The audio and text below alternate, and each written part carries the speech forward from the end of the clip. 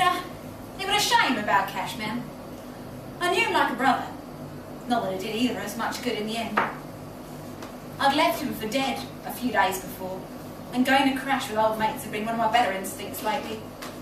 I was back out of the blue after a rough trot, and being mates, that meant no questions asked. And first hint of the net closing, I'd have to move on again. And Cashman? No sugarcoating. They called him Fig Jam. Fuck, I'm good, just ask me. And they didn't ask, because they didn't give a flying fig. Cashman could fall out of himself in a phone booth. His ego had led him into every scrape in his life, and the Bundaberg had made him sloppy. When it came to that last job, that's what cost him in the end. We all knew Cashman too well. Laying low in my bolt hole, I watched the barometer rise 15 degrees in 1 hour. The humidity was a clinging blanket, weighing me down. Brooding wasn't bringing any clarity, and I suspected that crowding my mind with a vicious graphic loop was Cashman's revenge. He'd always been about as subtle as a flying brick. I suppose it began with nature calling. I'd read that the adrenaline makes you want to go after a job, especially a clean skin like me. But for Cashman, it was the grog that compromised his bladder capacity.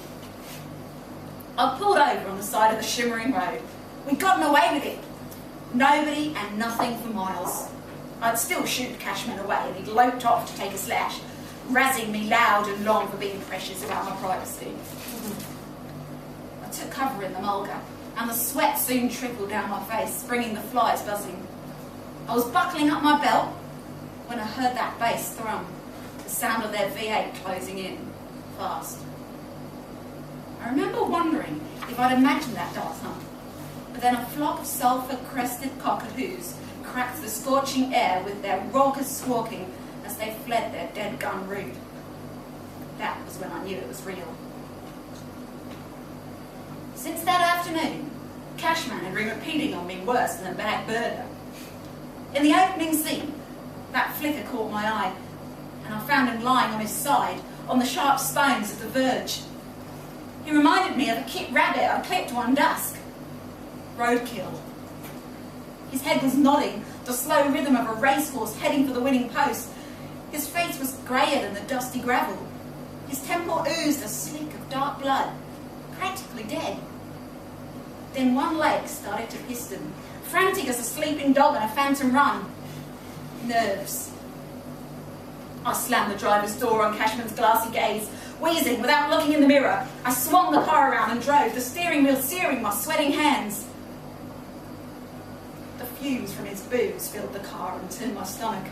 The only time I slowed down was to hurl his sloshing brick-shaped rum bottle out the window. Then it was foot flat to the floor until I hit the first town where I could ditch the car.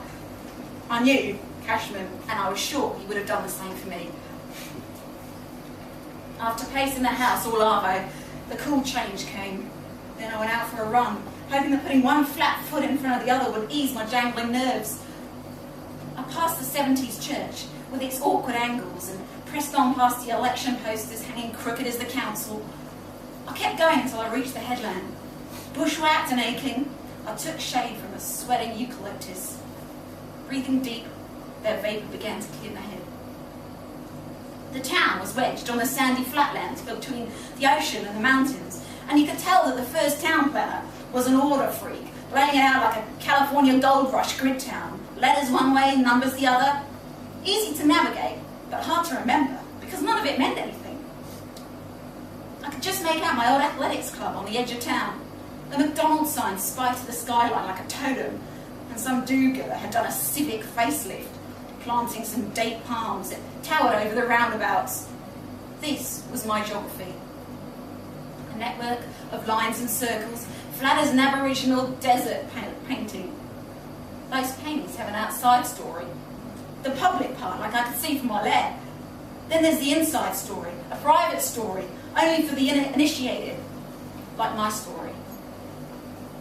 The problem with a bolt hole is that the bolt that traps you there. Even if I didn't know who I was anymore, I still knew what we'd done, what I'd done. I'd escaped to South Coast without escaping myself. I couldn't forget that, unlike Cashman, I'd been spared. I started to believe, maybe, that it was a sign to start making a few changes. My grandfather used to say, lie down with dogs and you'll end up with fleas. I wonder what he'd think of me now. There was one thing I couldn't change. I couldn't turn back the clock any more than I could bring Cashman back to life.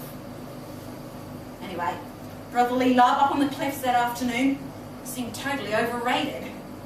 I knew that the British had used the same spot back in 1816 to drive Darrowell women and children over the edge.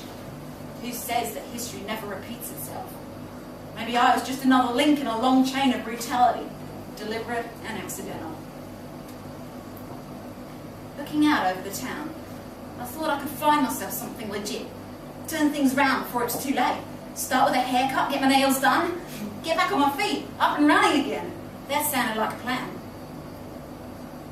When I pulled out my phone to call the salon, it beeped. The voicemail was only 5 words, but I'd have known that rum-soaked rasp anywhere. He said he was coming to see me. The kookaburra erupted with a long, manic cackle, and I lifted my head and let out a howl to the wilderness. All I heard was the echo of a distant siren to the town below.